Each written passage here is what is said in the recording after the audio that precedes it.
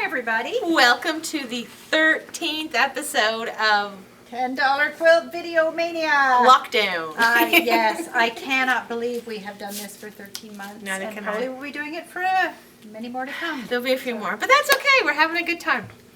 So we'll jump right in and let you know what we've got this month for you, and we're going to intersperse the secret word in the middle somewhere, so you're not going to get to hear it at the end. We're going to stick it in the middle. Oh, so you can't go to sleep. That's right. We're keeping you on your toes. So the first thing I'm going to talk about today is this Marty Michelle Machine Quilting in Sections book. This book has been around for a while.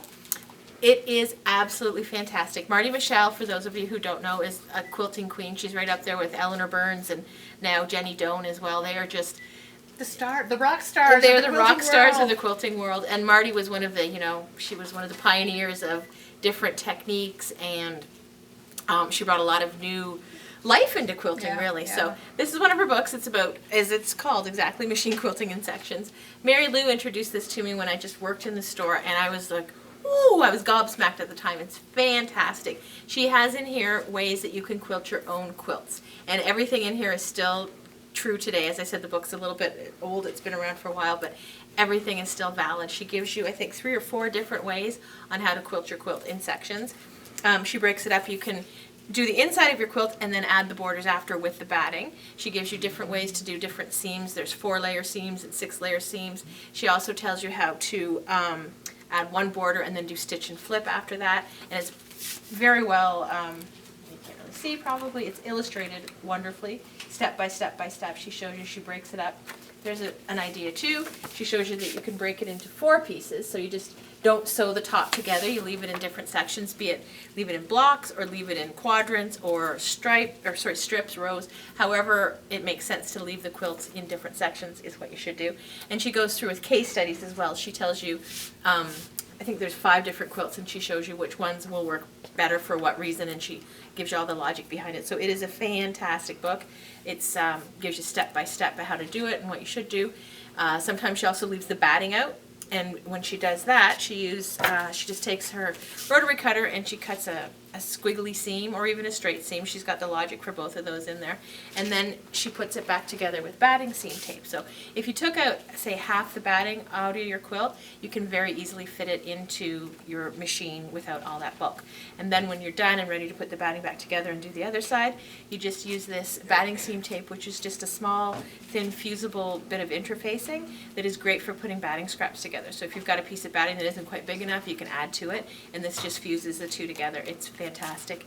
It is $8.99, and the book is $29.99, and I cannot recommend it highly enough. It's just fantastic. Probably one of the best books that I own, and I own a lot of books. Super cool. Mm-hmm. Another thing that's going to really help your machine quilting is a pair of machine quilting gloves. So when you're machine quilting, you're usually guiding the fabric with your fingers on the fabric, not your whole palm, but your fingers on the fabric, just resting, hopefully gently, so that you don't get cramps in your hands and cramps in your wrist and carpal tunnel and all sorts of other problems. And an item that will really help you with that is machine quilting gloves. These are from Machingers, which is one of the many machine quilting glove manufacturers. We really like these. They're quite lightweight. They're a nice breathable fabric, and on the tips of the fingers there's a rubber coating just right at the very tip. It comes to about there, and that tip has a real grip to it. But the rest of the glove is very breathable. It has a nice soft elastic wrist. So these should grip your hand but not tightly. So they should be a nice, smooth, firm, good fit, but not a tight fit. And then when you're doing your free motion quilting, when you rest your fingertips on your fabric, and I hope you can see the table in there, that is not going to slip. It doesn't give on your fabric. So this way you almost have to grip the fabric with your fingers when you're not wearing a glove. When you're wearing the glove, it just lets you grip that fabric really, really easily, so you can easily slide the fabric around without extra stress and strain on your hands. So it's really going to help with your ergonomics and your level of frustration, and the whole process is going to be a whole lot happy. They come in a number of different sizes. We've got them on the website. There's a small, medium, medium large, and then an extra large. And they are $14.99 per pair, plus your 20% discount. Okay, the next product I'm going to tell you about is super fun. I played with this last night and I had a good time. It's a Quilt As You Go 2.5-inch Hexagon Template. It's by Daisy and Grace, but it was made for Missouri Star Quilt Company. So you know if Jenny Doan has put her seal of approval on it, that it is good stuff. It is a pattern and a template. So the template looks like this. 2 pieces, and they fit together, they nest. And the pattern is very simple and straightforward as well. So basically what you're doing, just as the name implies, is you're getting quilted hexagons that you can then sew together for various projects. It's fantastic. She has a video, we've linked, under this product on our website, we've linked the video that Jenny Doan and her daughter and daughter-in-law did together. And it's a great video. Wow. They show you Family yeah, affair. family affair. They show you so many uses for these little hexies once they're done, and you can do a ton of different things with them. They're super cute. So I will attempt to show you how to do it. Now you can do these by hand or you can do them by machine. It's entirely up to you. I'm just going to hopefully slide this in front of the screen.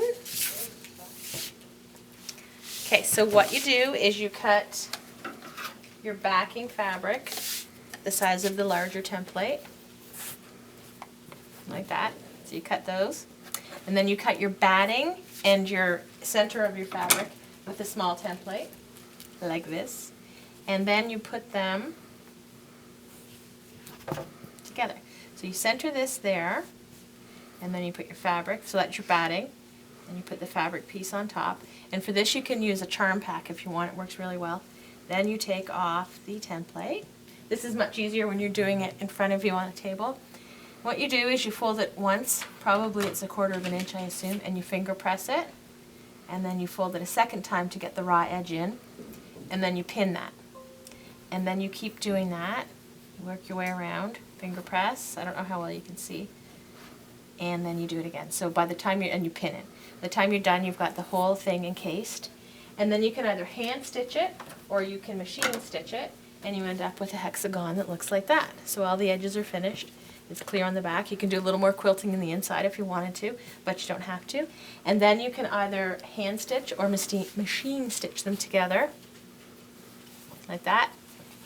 I put 3 together with a zigzag. You just line the ends up, stick them together, and zigzag. And then you can make a whole quilt, you can make table runners, you can make tree skirts, you can do placemats, you can do so many different things. And you can play with the fabric too, which is why I encourage you to watch Jenny's video. She put some of the background as the top fabric, and then the colorful fabric shows up on the back of the quilt. So you can do many different things. It's a really fun template to work with. And they are, I believe, $29.99 less. Yes, they're $29.99 less your 20%. Do you want me to leave this here? No, because I think we should look at Okay. the quilt first, so we'll move it and then move it back again. Yeah. We're getting tech savvy. Okay, so we are going to be talking about 2 rulers that you use to make this beautiful quilt here. This is called Snail's Trail Al Fresco, and it is done using 2 different blocks. The first block is a square block in the center here that is the Snail's Trail. And paper? it probably isolates a little bit better, and the diamonds come off the side. So that's the first block. The second block is the diamond block, and they use 2 different rulers from Creative Grids. And the pattern is a cut loose press pattern, which I'm going to come out past you, so out the way, Shannon. So this is the Snail's Trail Al Fresco pattern. You've got all the instructions on there, and it uses those 2 different rulers. This is just an awesome quilt because it's so easy to make, but it looks so complicated. And we have a second pattern here. This is called Starry Night, Storm at Sea. And I should probably go out there again. Sorry, I'm going to chase you out of here a number of times. You can see that better. This is just a gorgeous, gorgeous pattern, but so easy and done using exactly the same rulers.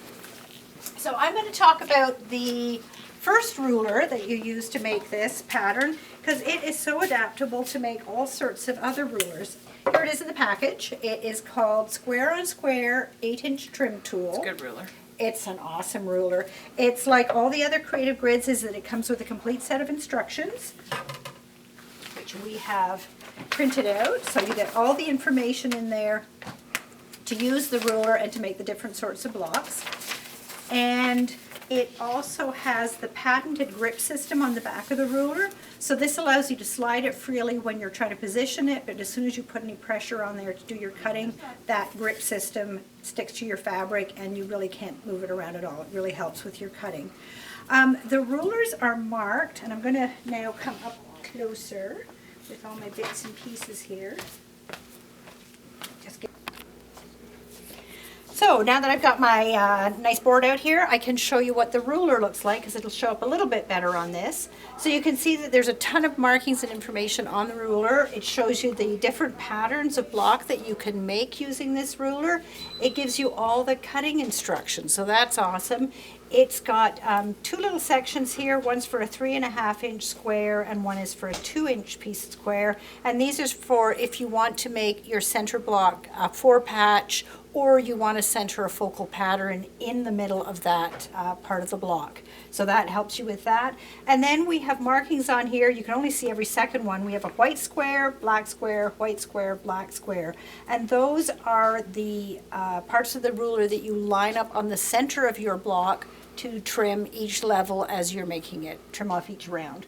So I'm just going to show you with a block that you are having a larger center. I'll just show you what the finished block looks like. There's the finished block. So this is great if you want to have a focal fabric in there, or if you want to perhaps add a little embroidery, or you want to have space in there to show off a nice design. So when we're doing that one, we start with the center square, and we've used our ruler to cut that at 3.5 inches, and then we're going to cut two different squares, and again it tells you the size, and we cut those two in half on the diagonal. And those are the pieces that we're going to use to add to our center block. Two on each side. We sew them with a 1/4-inch seam, we flip them out and press them. We take the other two, we sew those on with a 1/4-inch seam, flip them out and press them. So that is the start of our construction, and I end up with a piece like this.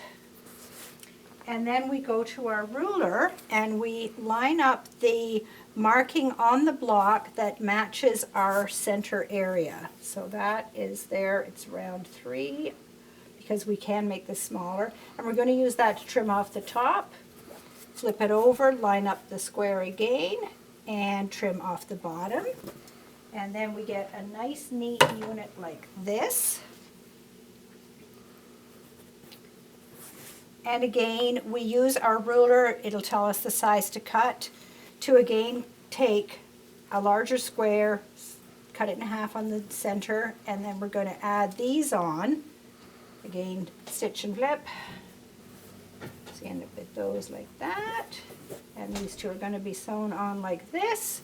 And you end up with a beautiful block like the guy showed you in the beginning. So that's one of the types of units you can use with this. There's all sorts of patterns for that. You can also make a unit that has 2 extra blocks in the center. So just to make a more intricately pieced block, and depending on the pattern that you want to use. And we can also make the snail's trail that is used in our snail's trail alfresco quilt that we showed you at the beginning. So you've shown the block in there, and it's weird, but the snail's trail block is done exactly the same method. It's the placement of the colors that gives you the wonderful pattern. So I'm just going to show you how that's built using my cheating demo, using cover stock, colored cover stock instead of using fabric. So in the case of the snail's trail alfresco, you're going to start with a 4-patch in the center, and it tells you the sizes and how to cut it and everything else in the instructions. And then we're going to do exactly the same thing. We're going to stitch and flip and add on the triangles at the sides to make our second round of square.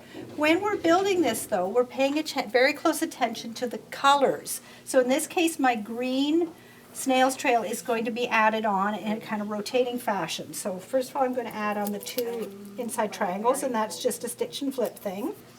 This is going to fall over backwards if I'm not careful.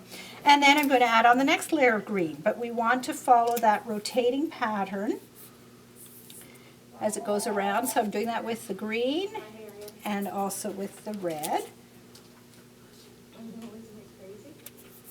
I think this is so cool how the pattern starts to emerge as you add on the pieces, and then we're going to add around each one. We're trimming as we go, just as I did on those other ones.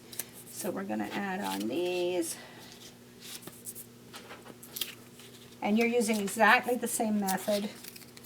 So there's the third round, and you can see the snail's trail starting to form, and then we're going to add on our last triangle on the outside, which we're stitching and flipping and trimming properly. We're not using paper like I am, but this just shows you the really cool pattern that forms just when you pay attention to the colors. So there's your snail's trail block. So you can see how it just curls around both the green and the red, which is super cool. Okay, I'm just going to slide this back out of the way. Oh, I'm going to need it. Oh, you're going to need it? Okay, I'm just going to take this out of the way. Okay, and I just want to tell you the prices. So the two patterns are $4.99. I'm not in the thing anymore.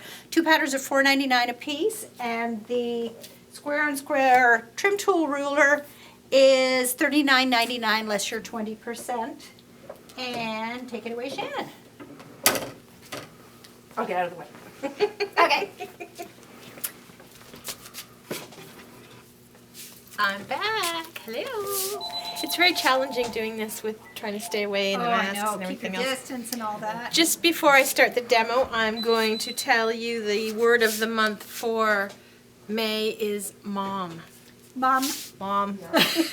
Cynthia and I have a discrepancy over how the word is spelled. I say it's M-O-M and Cynthia says it's M-U-M. Okay, so I'm going to tell you about the Creative Grids 2 Peaks in 1 ruler. It's the other ruler that you need to make this quilt that you see behind us. It makes the diamond section of the quilt.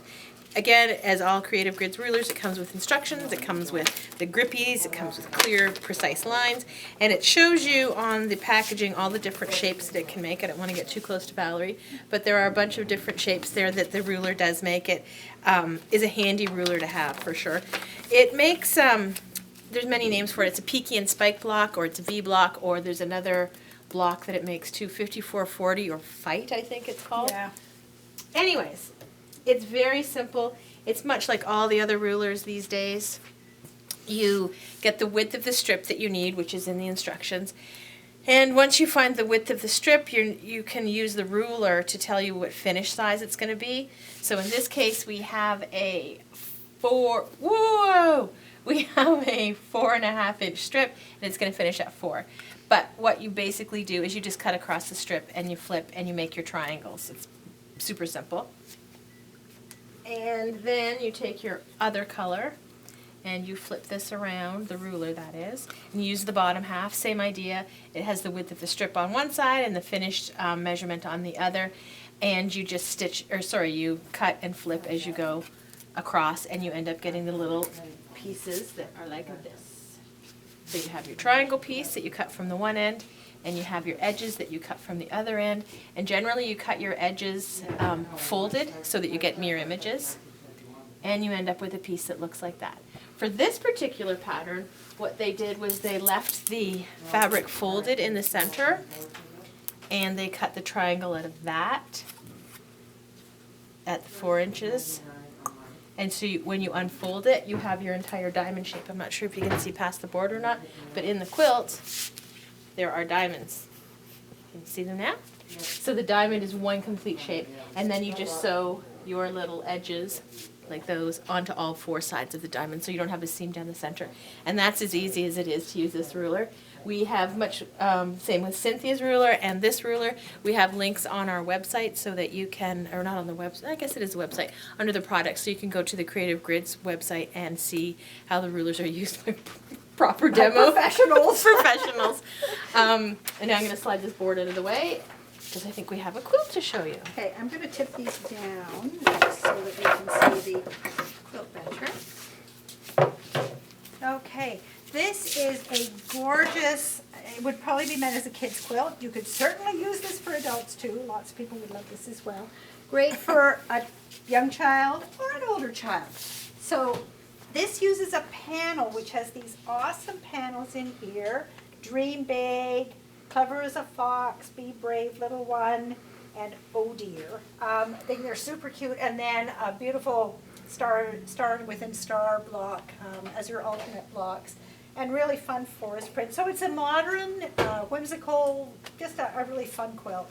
It's called In the Forest. The fabric is from Riley Blake, and I will just refresh my memory. Got it? The kit is 64 inches by 64 inches, and it's $109.99 less your 20%. So also an awesome deal. And we've got lots of great backings that would go with that too. So that, I think, is our last item. It is. When you come to pick up your $10 quilt block, it's the same as usual. If you could just ring the bell or catch someone's eye or give us a call. And please don't come into the lobby or vestibule. You have to stay outside. We can't have anybody in or we'll get in trouble. And we don't want to get in trouble. No, and I think we got finishing instructions to give you this month. Yes, as I think well as the your finishing block. instructions are ready. So we'll see you guys really soon. Yeah, we will. Hopefully in the store soon. Yeah. Okay, take care. Bye. Bye now.